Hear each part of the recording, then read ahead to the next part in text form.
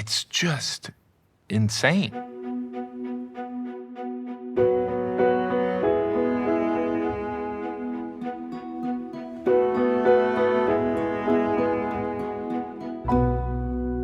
Comedian Jim Gaffigan came to me hoping to solve a family mystery.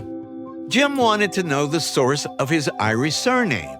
In fact, Jim told me that his Gaffigan relatives have long been trying to learn how their name originated. They've even built up their own story around it.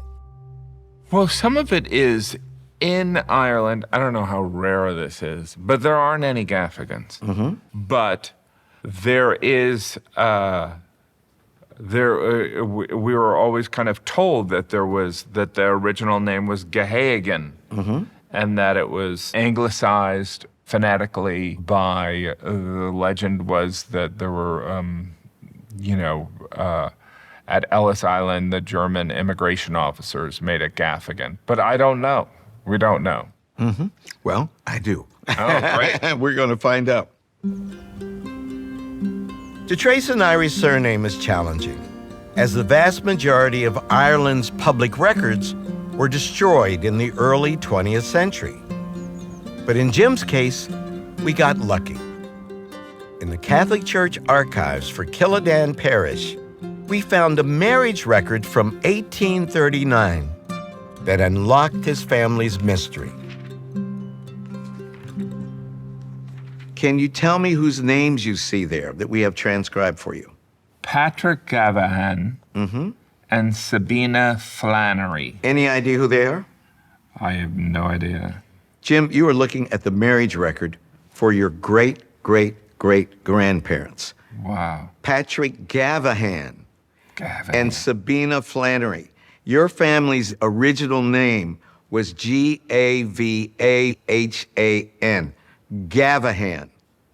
Wow. And by the way, all those stories that Americans tell about the immigration official, they're all a myth. Here's why. All the names of every passenger on the ship was written down in County Cork or in Bremen or Hamburg. Right. And that book was transported on the ship and given to the immigration officials. It's not the immigration person. Not one name was changed by one immigration official. It's the biggest myth in the history of American genealogical analysis. Isn't that fascinating? And you probably told that to people millions of times. Every Jewish person would tell the same, and I go, no, they changed it themselves. Your Gavahan ancestor changed the name to Gaffigan for whatever reason. Gavahan. That's so fascinating.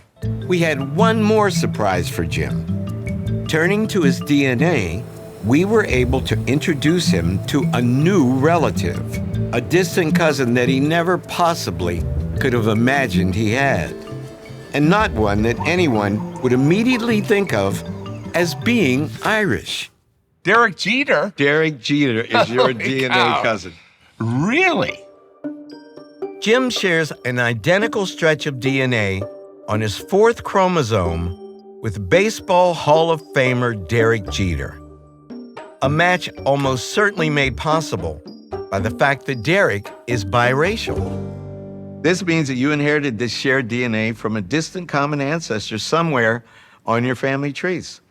That ancestor is obviously on the white side of You think so? Derek's family tree. You think it's the white one? Because you have no black side, except 50,000 years ago. 50,000 years ago, we were all living on the African continent. But Was I? Do you think I was? you were too. So Derek's mother's white. Yeah. So obviously, it's on Derek's maternal side that you share a common ancestor. Isn't that cool? That's amazing. Discovering our ancestors can change our lives, helping us to understand more fully who we are, where we came from, and how we're all connected to a much larger world.